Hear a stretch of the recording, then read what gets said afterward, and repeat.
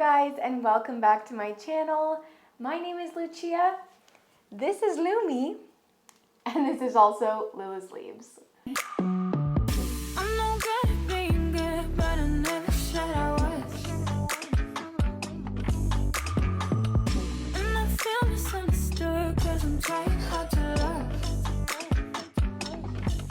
In today's video, I am going to be doing a sort of parody video. I don't know, not really. I want to talk to you guys about the 4 most common types of plant parents. And let me tell you, these are very stereotypical. I know that a lot of people have some of these issues, but then don't have others. It's not to say that you have to fit into one of these 4 categories. I just thought it'd be funny to kind of make a video pointing out the obvious and pointing out just the differences between how some of us take care of our plants versus others. Before we do get into the video though, if you guys are not already subscribed, definitely click that button down below, give this video a thumbs up, and also leave a comment if you'd like to be entered into the $20 Amazon gift card giveaway. Also, if you would like to join as a member, you can do so by clicking the join button down below, or if you don't see that, there's also a link in the description. But if you do join, you get access to a Discord group chat where we chat all day about plants. And also, if you want to join at the top 2 tiers, you also gain access to some extra content. But with all of that being said, I think that's enough before we get into today's video. So back to the topic of different types of plant parents. There are so many different types of plant parents, but I'm going to be covering probably the top 4 that I've experienced in my time in the plant community. I really don't want anyone to be offended by any of these. If you do feel like you connect with one of these types of plant parents, definitely leave it down below in the comments. Let me know which plant parent you are. That would be really fun for me to read because, you know, I see all of your comments all the time and I don't really know a lot about you guys other than the fact that you always help me out by leaving some nice comments. So yes, definitely let me know down below what kind of plant parent you are. The first one that I want to talk about is the Care Bear. The Care Bear is the plant parent that immediately repots every single plant as soon as they see a single root popping out of the bottom of the pot. This is not a bad thing to do, but there are a lot of people who just panic when they see these roots coming out of the bottom of the pot and they feel it is necessary right now to repot that plant. And you know what?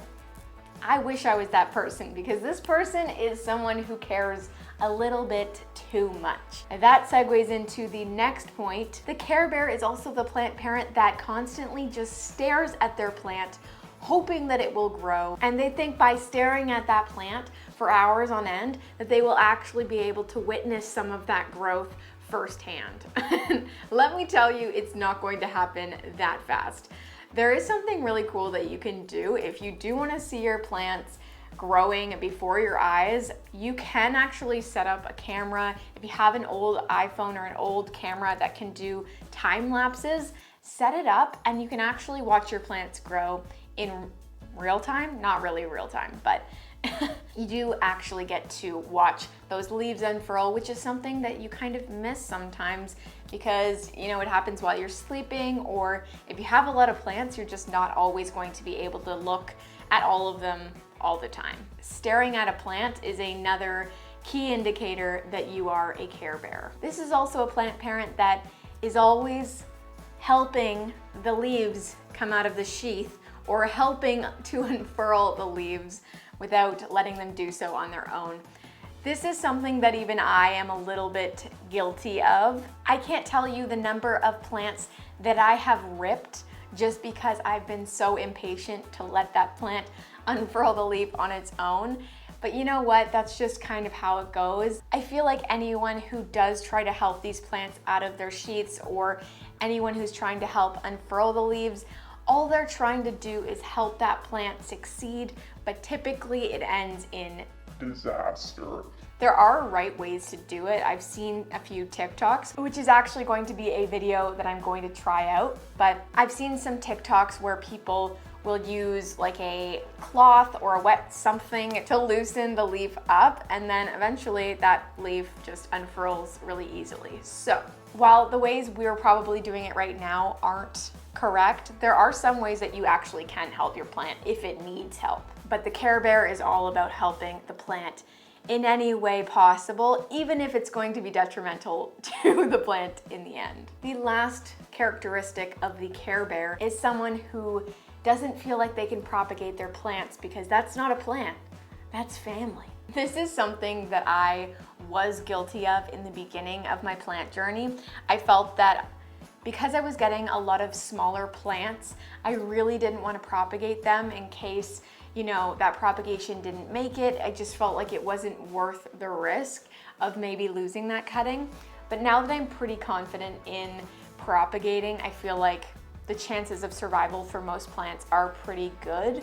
So yeah, that's kind of where I'm at with propagating my plants, but I definitely was a Care Bear in the beginning of my plant journey, and I did not feel like propagating those plants because, you know what, I just wanted to let them grow, and that made it really difficult to pick up the scissors. With that being said, the Care Bear is a really great kind of plant parent to be because, you know, you just care a little bit too much, and we can't really ever fault ourselves for caring too much. So good job if you're a Care Bear, but keep those things in mind. You may want to try to dial it back every once in a while, but to each their own. The next kind of plant parent is actually somewhat similar to the Care Bear, but this one is a little bit, you know, just over the top.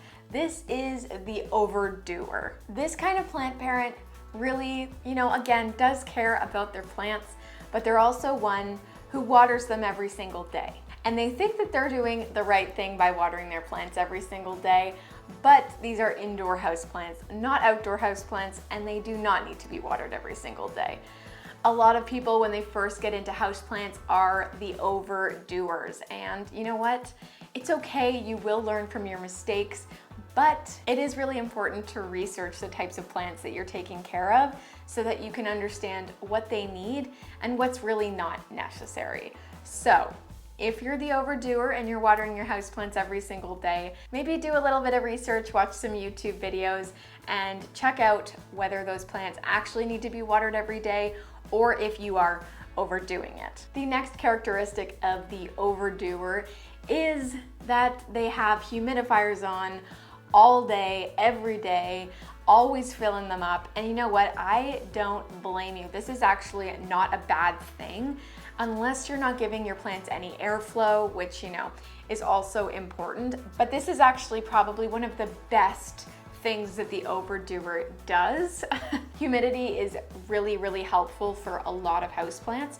Unless they're succulents or more deserty type plants, you're usually going to make your plants really happy by constantly filling up your humidifiers. This is someone who is not lazy because, you know, they're overwatering, they are over, you know, everything, they're overdoing it. So if you are the overdoer and you're constantly good at filling up your humidifiers, good on you. This is one of the best features of the overdoer. Another thing that is very common from this type of plant parent is to have grow lights on grow lights on grow lights on grow lights. And you know, again, good on you, but sometimes this can be a detriment to your plants, especially if you're not turning your grow lights off at night. Plants need to sleep just like we do. They need time to recover. And if we are constantly putting those grow lights on those plants and never letting them have a day-night cycle, eventually those plants are going to suffer. I wouldn't say they're going to die necessarily, but they will probably suffer if you don't give them any downtime whatsoever, just like we would as humans. I do understand the idea, and I understand wanting to give your plant as much light as possible, especially during the winter months when they really don't have much of it at all. But there is definitely a happy medium when it comes to grow lights and houseplants, because grow lights are not the sun, and we are mimicking their environment, and a lot of these plants are actually shade dwellers. So if we're putting our plants in bright light and maybe they're a little bit too close to the plants, we often get burnt leaves, which, you know, isn't great either, but it's not necessarily a bad thing. It's just something that you want to keep in check and make sure that you are not overdoing it with your grow lights. It's not a bad thing to have so many of them, but just make sure they're the right distance away and that you're also, giving them time to rest at night. In my experience with overdoers, they are the plant parent that is most likely to give up on houseplants. And unfortunately, the reason for this is because they feel like they're doing everything right and they're going above and beyond for their houseplants. But in the end, going above and beyond is actually what's killing them. And if you're constantly giving your plants your all and all they're doing is plummeting towards their inevitable death, unfortunately, it gets really discouraging. So if you feel like you are this type of houseplant parent, try to give yourself some slack. Try to, cut back on some of that care that you're giving your plants, because self-care is more important than plant care. And you know what? They will be fine. Most plants can do well for a week without any care at all. So just keep that in mind. If you feel like you are overdoing it and you feel like you're just doing so much and nothing is working, maybe take a step back and just relax. That is my best advice to the overdoer. The next type of plant parent is unfortunately the one that I fall under. And this plant parent is the "would Tommy's guardian please come to the front of the grocery store because we have your child" plant parent. This is the plant parent that forgets about their plants every once in a while and maybe loses track of what is necessary to keep them alive. This also happens when you have a ton of houseplants. Just like if you have a ton of children running around the grocery store, you're bound to lose one of them. Am I right? This type of plant parent forgets that they are not living in the middle of a rainforest and rain is not falling from the sky. So this is the plant parent that forgets to water their plants because, they feel like they're living in a jungle, but they're not. Forgetting to water your plant is a blessing and a curse. My last video kind of talked about how I don't water my plants very often, and I got a lot of comments telling me that you can also get root rot from drying out your plant too much. And I do know this, and I really wasn't trying to make it seem like I wanted you to let your plant die and then revive it, because that isn't smart. But you also can leave your plants for quite a while before that does happen. So I stand by my underwatering is better than overwatering statement, but this plant parent typically takes this a little bit too far. And I know that I do fall under that category, and I'm not suggesting that you do that, but again, underwatering over overwatering. This is also the plant parent that says, you know what, it's not so bad, when they pull their 5-year-old plant out of the 2-inch pot that is now all roots and no soil. This is the plant parent that unfortunately does not repot their plants often enough. Usually when you have houseplants, you want to be repotting them, every year or so. Every year or 2 is probably the average for when you should be repotting your plant. Hoyas typically can last a little bit longer. They have smaller roots and they typically don't grow as quickly, especially when they're in soil. I will say in leca or hydroponics, they grow very quickly, but I do find in soil they're a little bit slower to get going. So if you are one of the types of plant parents that never repots their plants, try to check up on your plants every once in a while to make sure that they're still doing okay. If you see that leaves are getting smaller and smaller and your plant's just declining, it's probably time for a repot. Also, if your plant's drying out way too quickly, it also might be ready for a repot. This is also the houseplant parent that never runs humidifiers, because if they can't survive without the humidifiers, they will not live in my house. That is how I am. You know what, I do have a greenhouse cabinet where I do keep some of the plants that need a little bit of extra humidity, because that does bring it up about 15 to 20%. But unfortunately, that's just not me. I don't have the time to be filling up my humidifiers every, day or so, which is how it kind of works. That's okay. There are a lot of different ways to give your plants the humidity that they need, especially if you're good at watering and you're keeping on top of your watering. Usually they are okay without a crazy amount of humidity. The last thing that this houseplant parent is a troll to the trolls on Facebook. And I will tell you, there are many trolls on Facebook houseplant groups. So that actually segues right into the next houseplant parent, and that is the Facebook troll. If you guys don't already know, a lot of the houseplant community tends to rally on Facebook, and Facebook is, you know, sometimes a great place to learn and to spread the love for houseplants, but there are also a lot of people out there who are just ready to tear these people down. And this is the only houseplant parent that I think is actually, you know, should become obsolete. This is the plant parent that likes to bring other people down in order to lift themselves up. This is also the houseplant parent that grows spider plants for a living and propagates their little babies. There's nothing wrong with propagating spider plants. I am just, you know, stereotyping in this video, unfortunately.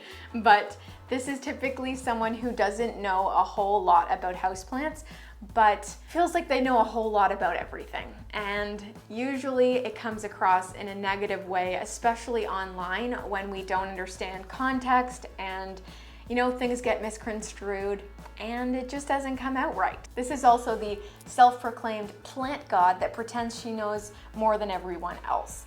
Usually this is not the case. Usually this person knows the least out of the entire group. This is the person that comments, "This is definitely thrips," and you're looking at a bunch of mealybugs. So just keep that in mind. If you see one of these houseplant trolls out there, take it with a grain of salt. Get advice from as many people as you possibly can before jumping to conclusions. You probably know better than this person, but they are going to try to convince you that they know best and that you should listen to their advice. So just keep that in mind when you are scrolling through Facebook plant groups. You gotta weed out the bad and bring in the good. If you are not looking for plant advice, but you get it anyways, that is an example of unsolicited advice. And sometimes it can be very helpful, you know, if you actually have a plant that has pest damage and you didn't notice it and someone's able to help you out, that's great. But usually people don't want your advice unless they're asking for it. So if you are the Facebook troll, please try to keep your thoughts to yourself. It is the best solution. All right, guys, well, that is it for today's video. I hope you guys enjoyed learning about the 4 different types of plant parents that I have experienced in the houseplant community.